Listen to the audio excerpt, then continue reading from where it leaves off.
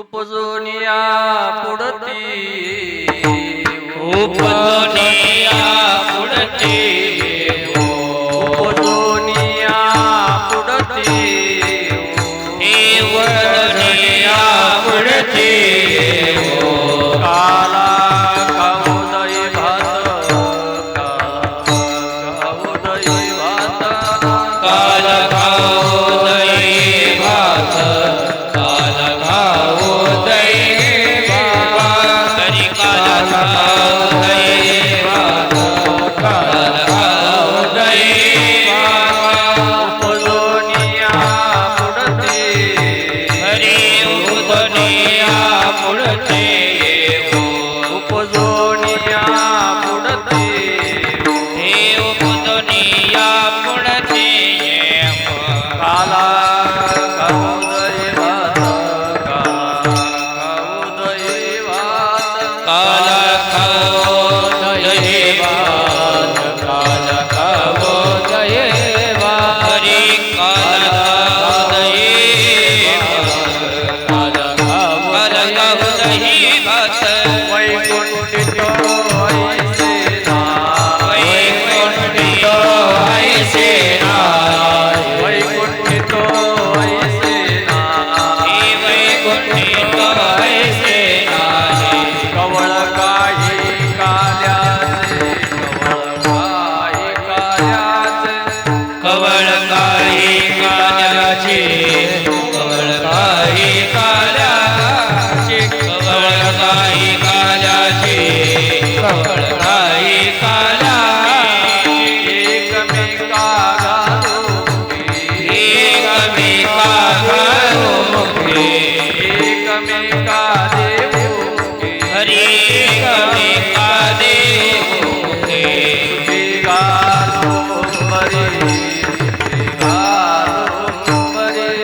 सुखे घालो बरे सुखे घालो बरे सुखे घालो बरे सुखे घालो बरे वैकुंठितो ऐसे नाय ऐसे नाय वैकुंठितो ऐसे नाय वैकुंठितो ऐसे नाय कवळ काही काल्याचे कवळ काही काल्याचे कवळ काही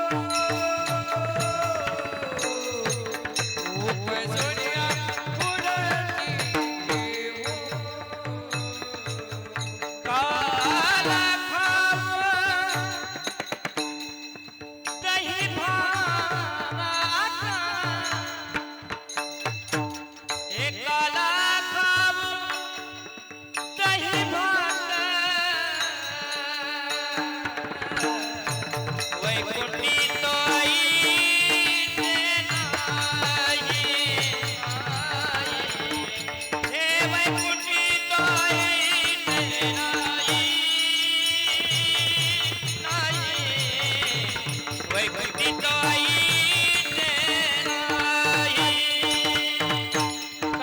काला कावो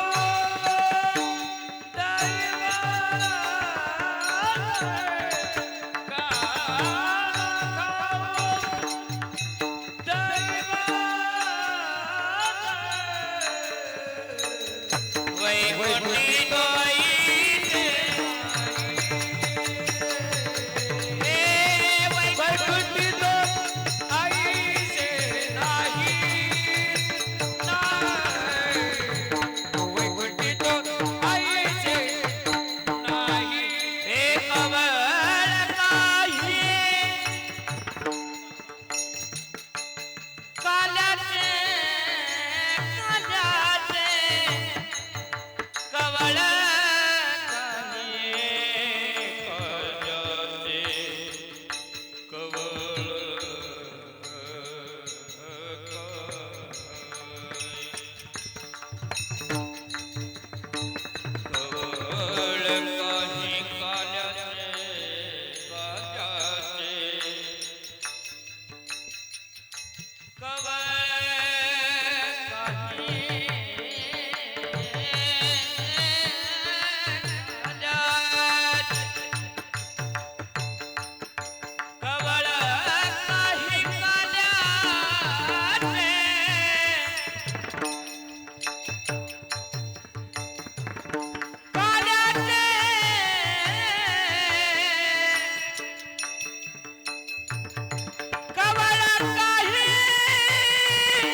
काल्याचे कवळ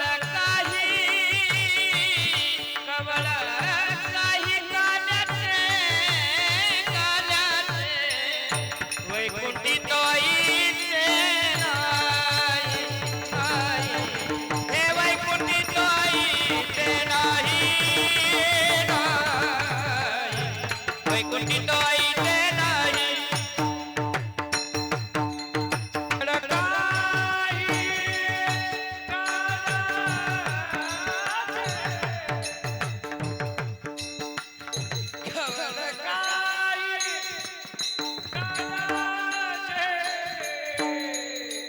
वैकुंठी तो ऐसे हे वैकुंठी तो ऐसे नाही वैकुंठी तो ऐसे नाही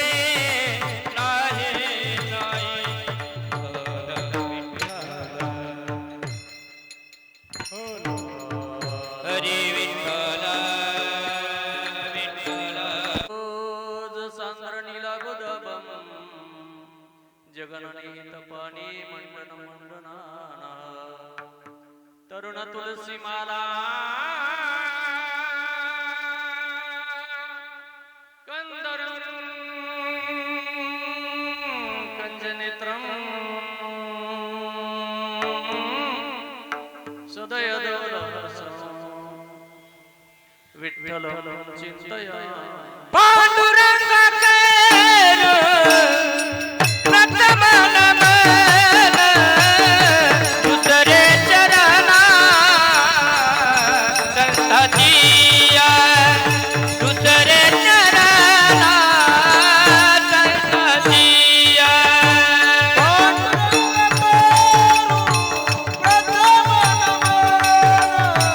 दुसरे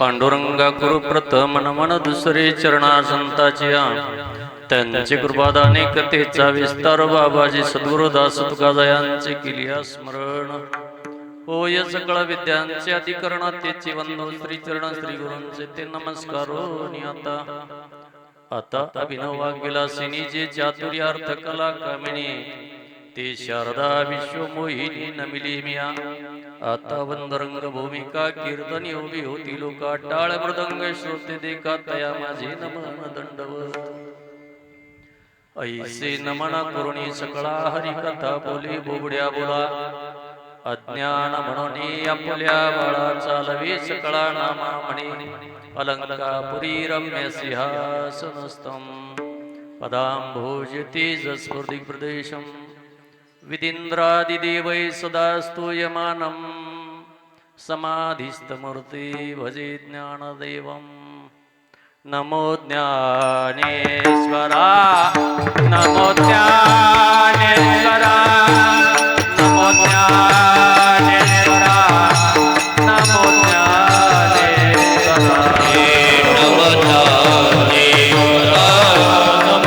ज्ञानेश्वरा नमो ज्ञानेश्वरा नमो ज्ञानेश्वरा नमो ज्ञानेश्वरा निवृत्ती उदारा सुमन देवा निवृत्ती उदारा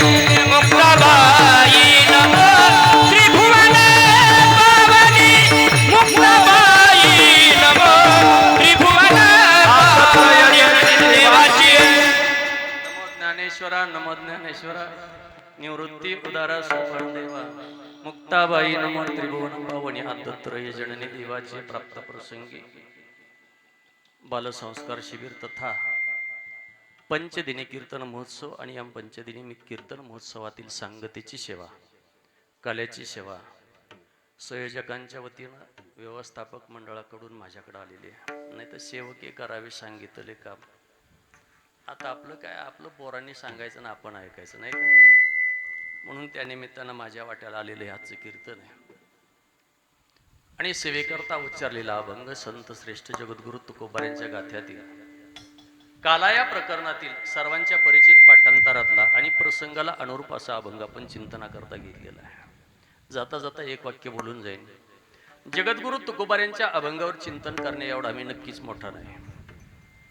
जगद्गुरु तुकोबारांच्या अभंगावर चिंतन करणे एवढा मी नक्कीच मोठा नाही पण महाराजांच्या अभंगाच्या अक्षराची सेवा करायचा नक्की प्रयत्न करीन विठ्ठल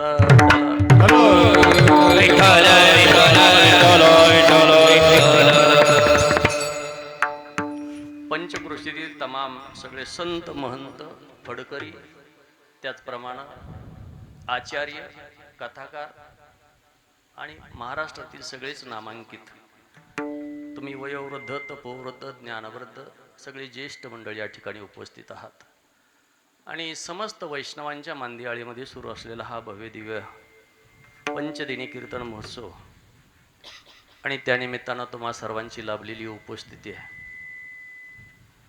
आता एकाचं नाव घेत राहिलं तर कीर्तन बाजूला राहिलं नावाचाच कार्यक्रम होईल कारण इथे बसलेल्यापैकी असा एकही माणूस नाही की जो माझ्या ओळखीचा नाही पाठांतरातला नाही एवढा परिचय की लोक 100 किलोमीटरवरनं इथपर्यंत आले एवढा परिचय आणि म्हणून नामोल्लेख न करता तुम्ही सगळेजण माझ्यासाठी पूजनीय वंदनीय आहात तुम्हा सर्वांची चरणी साष्टांग प्रणिपात करतो दंडवत करतो पण जबाबदारी या गोष्टीची वाटते की महाराज एक प्रसंग पुराणातला माझ्या समोर उभा राहिला तो प्रसंग असा आहे काय झालं मोठी माणसं समोर असली की जरा जबाबदारीनं बोलावं लागतं आणि त्यातल्या त्यात कॅमेरा पुढं लावला की मग तर आणखी जबाबदारीनं बोलावं लागतं. कधी काय व्हायरल होईल काय सांगता येत. कुठं बसता म्हातारपणी उद्योग करत नाही का. म्हणून पुराणातली एक गोष्ट माझ्या एक आत्ता लक्षात आली, ती अशी, एक प्रसंग डोळ्यासमोर आणा. कौरव पांडवांचं युद्ध ठरलं. कुरुक्षेत्रामध्ये दोन्ही बाजूचं सैन्य जमा व्हायला लागलं. भगवान कृष्ण परमात्म्यानं अर्जुनाचा रथ बरोबर दोन्ही सैन्याच्या मध्यभागी आणून उभा केला. ध्वजस्तंभावरी वानरो मूर्तिमंत शंकरू सारथी शारंग धरू अर्जुनेशी, किंवा अर्जुनाचे रथी होया हा सारथी. असा भगवान परमात्म्यानं दोन्ही सैन्याच्या मध्ये तो रथ आणून उभा केला आणि पाठीमागं बसलेल्या अर्जुनाला सांगितलं, अरे अर्जुना उठ, अरे हातामध्ये गांडीव धनुष्य घे आणि ही समोर दिसतात ना, या समोर त्यांच्यावर तो बाणाचा वर्षाव कर. अगदी उत्साहित असलेला तो, युद्धाला तयारीत असलेला अर्जुन उठून उभा राहिला. त्या धनुष्याला वेध लावला आणि समोर ज्यांच्यावर बाण चालवायचा आहे त्यांना एकदा बघून घ्यावा असं अर्जुनाच्या ध्यानात आलं. बरं झालं तेवढी सद्बुद्धी सुचली. ज्यांच्यावर बाण चालवायचा आहे ते पुढं कोण आहे एकदा बघून घ्यावं म्हणून अर्जुन उठून उभा राहिला आणि त्यानं समोर बघितलं. समोर बघितल्याबरोबर कुणाकुणाला पाहिलं तर भीष्माचार्य, द्रोणाचार्य, कृपाचार्य, रती अतिरती महारथ. ज्ञानोबराय म्हणतात एक एकाचे नि म्हणो व्यापारी, अवघे विश्वाची होय संवारे. एका एकानं मनात आणलं असतं तर विश्वाची राख रांगोळी एकट्यानंच केली असती. असले वीर धुरंधर पराक्रमी पुढे बघितल्यानंतर, ज्यांच्याकडे विद्या शिकले ते बघितल्यानंतर, युद्धाच्या तयारीत गेलेला अर्जुन मोठ्यांना बघितल्याबरोबर गांडीव धनुष्य रथातनं फेकून देतो, रथातनं उडी टाकून रणांगणातच पळत सुटतो. अर्जुन पुढून देव माग, अर्जुन पुढून देव माग. अर्जुनानं मोठ्यांना बघितल्यावर जशी त्याची रणांगणात अवस्था झाली तशी आता माझी कीर्तनात आहे. काय बघता विठ्ठल विठ्ठल विठ्ठल विठ्ठल.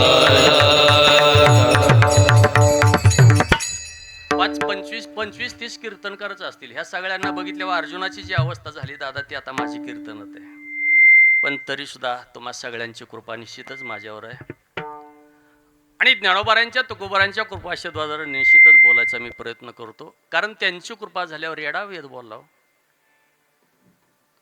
तुमची कृपा होता पशु बोले वेद, निर्जीव चाले भिंत, महिमा आगात चालविली जड भिंती, हरली चांग याची भ्रांती आणि मोक्ष मार्गीचा सांगाती ज्ञानोबा माझा.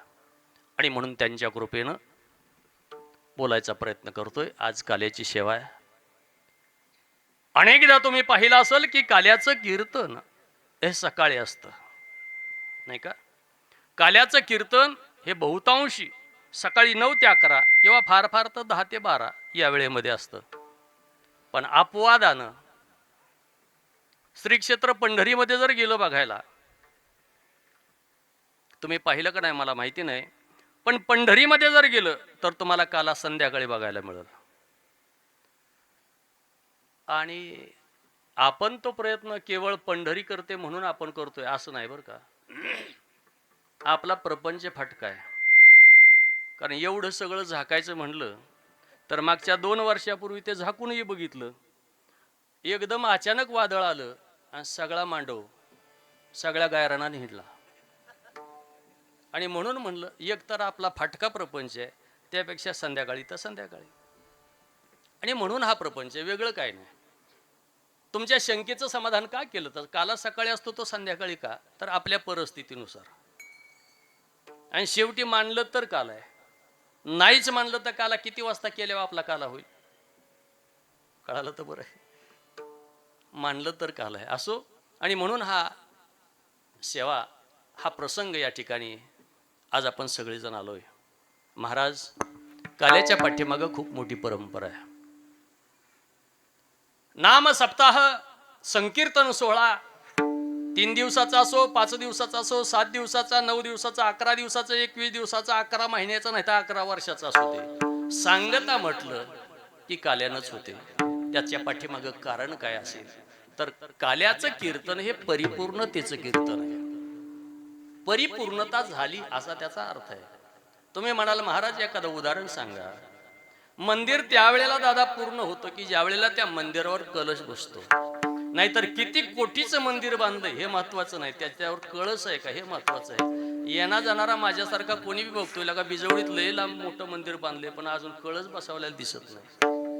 हे मी माझ्या पदरचं सांगत नाही, पुरावा सांगित. मंदिराच्या कामा कलशू ज्ञानोबा बोलतात मंदिर त्या वेळेला पूर्ण आहे ज्या वेळेला त्या मंदिरावर कलश विराजमान होतो. आपला परमार्थ त्यावेळेला परिपूर्णता आहे. मग 5 दिवसाचा असो 7 दिवसाचा किती दिवसाचं नामसंकीर्तन असो, परिपूर्णता त्यावेळेला ज्या वेळेला काल्याच्या कीर्तनानं सांगत आहोत. याच्या पुढे सांगून जातो की काल्याच्याच कीर्तनानं सांगता का, तर त्याचं कारण ऐका. एखाद्या पर्वतावर एखाद्या डोंगरावर उगम पावलेली नदी प्रारंभी छोटीशी असते, अगदी बोटा एवढी करंगळी एवढी त्याची धार असते. पण जशी ती नदी पुढं पुढं पुढं पुढं जाते, चालत राहते, त्यावेळेला हळूहळू त्या नदीच्या प्रवाहामध्ये आणखी काही नद्यांचं पाणी, आणखी काही ओढ्यांचं पाणी त्यात समाविष्ट होतं. आणि बघता बघता नदी हे भव्य आणि विशाल रूप धारण करते. एक लक्षात घ्या, डोंगरावर उगम पावलेली नदी तिचं ध्येय काय, तर तिचं ध्येय आहे समुद्राला जाऊन आलिंगन देणं, हे तिचं ध्येय आहे. ज्ञानोबा काय म्हणतात, का फेडीत पाप ताप पोखीत तिरीचे पादप समुद्रा जाया गंगेचे जैसे. ती गंगा उगम पावल्यापासून समुद्राला जाईपर्यंत सगळ्यांचंच कल्याण करत जाते. समुद्रा जाया गंगेचे जैसे. मात्र तिचं ध्येय काय, तर समुद्राला जाऊन म्हणजे पतीला जाऊन आलिंगन देणं, हे तिचं ध्येय आहे. मग त्या नदीची परिपूर्णता केव्हा आहे, जेव्हा ती समुद्राला जाऊन मिळते. नवे नवे समुद्राला मिळाल्यानंतर स्वतःच स्वरूपच विसरून जाते, त्यावेळेला तिची परिपूर्णता आहे. तुका म्हणे गंगा सागर संग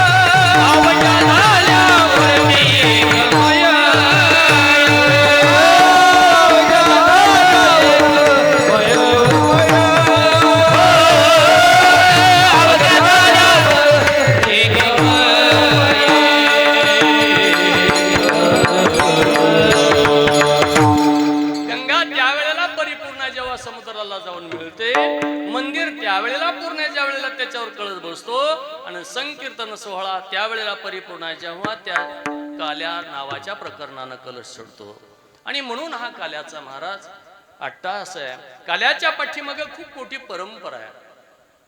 वेदशास्त्र पुराणामध्ये जर पाहिलं तर या भारत देशामध्ये जेवढे काही ग्रंथ संपदा आहे, ऐका, जबाबदारीनं बोलतोय त्यासाठी मी पुरावा देईन, कारण माझं कीर्तनातच वाक्य आहे आणि प्रसिद्ध वाक्य आहे. कीर्तनकारानं बोलताना जबाबदारीनं बोलावं, त्याला त्याचा बोलल्यानंतर त्याचा पुरावा देता यावा, नाहीतर कीर्तनकार पुरावा.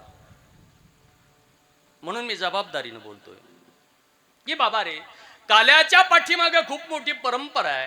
या भारत देशामध्ये जेवढी जेवढी ग्रंथ संपदा आहे, भारतामध्ये जेवढी जेवढी ग्रंथ संपदा आहे, तेवढी ग्रंथ संपदा म्हणजे व्यास महाराजांची उष्टावळ आहे. पुरावा म्हणोनी महाभारती जे नाही ते नोहेची लोकी तिही म्हणोनी म्हणिपे पायी व्याचोचिष्ट जगत्रय. म्हणायला जरा जड जाते, जिबेला शेंडा असला तर बरं नाही तर घोटाळा होतोय. व्यासोचिष्ट जगत्रय, व्यासाची उष्टावळ या जगतातलं वाङ्मय म्हणजे व्यासांची उष्टावळ आहे. व्यास महाराजांनी एवढी सगळी ग्रंथ संपदा निर्माण केली, पण एवढी सगळी ग्रंथ संपदा निर्माण केली तर व्यासांच्या चेहऱ्याकडे बघितल्यानंतर तेवढं परमार्थातलं तेज दिसलं नाही. कोणाला, तर त्याचं उत्तर महर्षी नारदांना. ज्यांच्या चेहऱ्यावरचं तेज बघायचंय तो बघणारा तेवढा तेजपुंज असायला पाहिजे.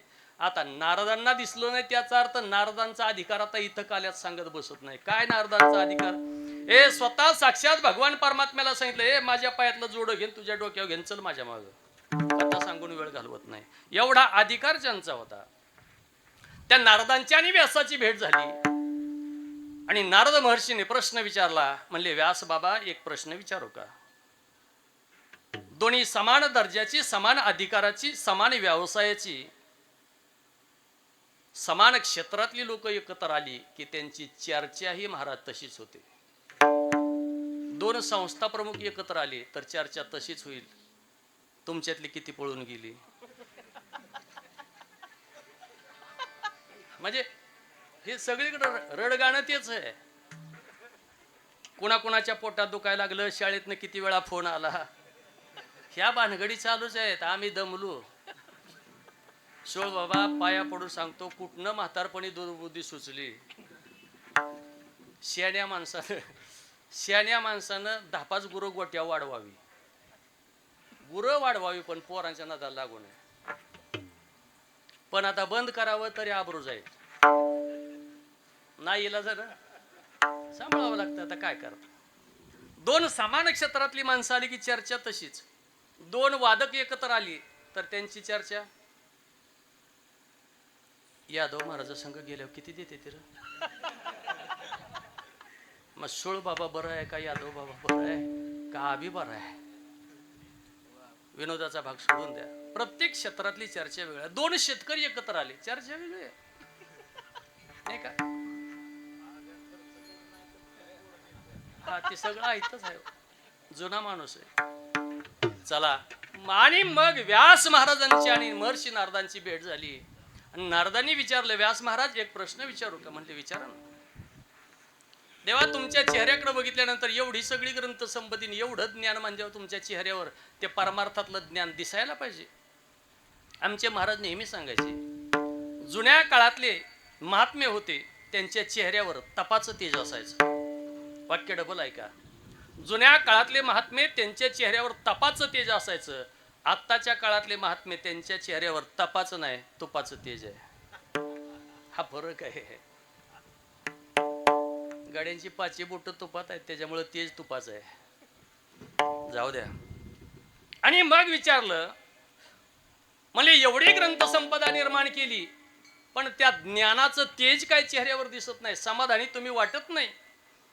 म्हणले, महाराज क्षमा करा, हा प्रश्न मी तुम्ही विचारायच्या अगोदर विचारणार होतो, पण तुम्ही मला बोलायला संधी दिली नाही. कृपा करून गुरुदेवा मला सांगा की ते समाधान प्राप्त होण्याकरता मी काय करावं लागेल? त्यावेळेला व्यास महाराजांना उत्तर दिलं. महर्षी नारद सांगतात, व्यास बाबा एक काम करा, तुम्ही एवढी सगळी ग्रंथसंपदा निर्माण केली, तुम्हाला समाधान मिळत नाही, तर तुम्ही याच्यासाठी मी सांगतो तो एक उपाय करा. म्हणले, देवा सांगा उपाय, मी लगेच करतो. म्हणले, तुम्ही चतुश्लोकी भागवताची निर्मिती करा आणि चतुश्लोकी भागवतामध्ये फक्त आणि फक्त कृष्ण परमात्म्याच्या लीला त्याचं वर्णन करा, तुम्हाला समाधान मिळेल.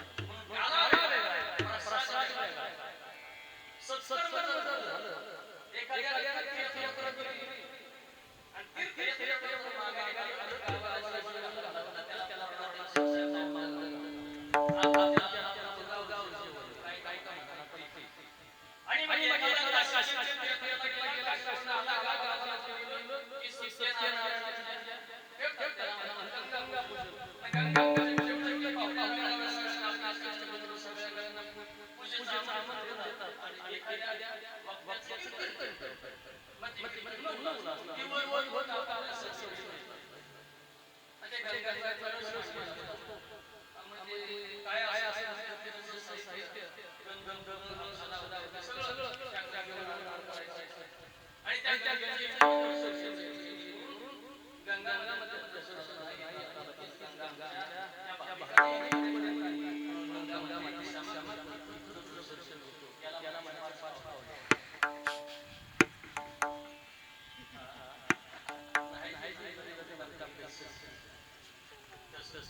आणि मग झालं की आलेला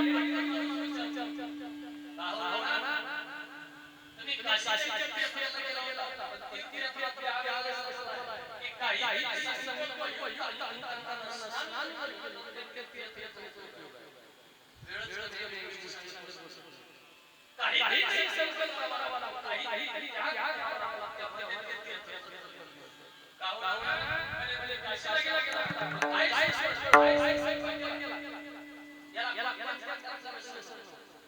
पंचमहात्म्यात जाणारा माणूस फक्त एकाच गोष्टीवर करतो कोणी काय म्हणतो मग म्हणजे काय केला गंगेत वारायला संकल्प केला आणि गंगा मातेच्या चित्रामध्ये संकल्प केला. आज शास्त्री काही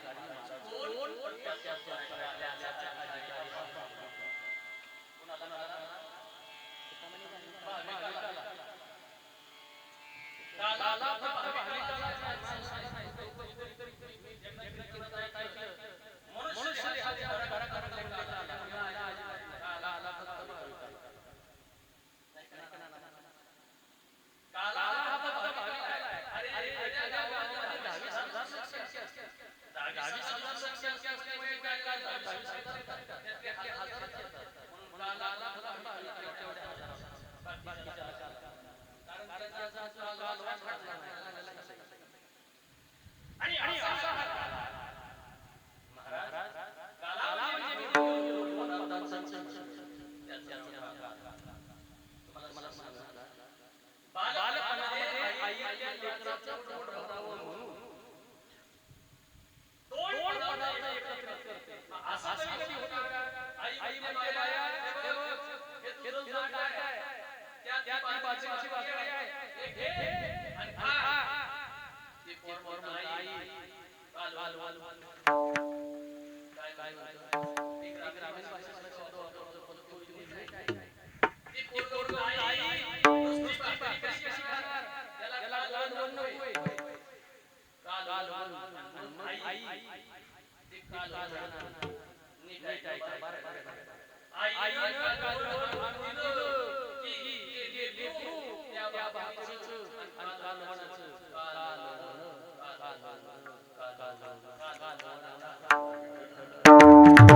विठ्ठल विठ्ठल विठ्ठल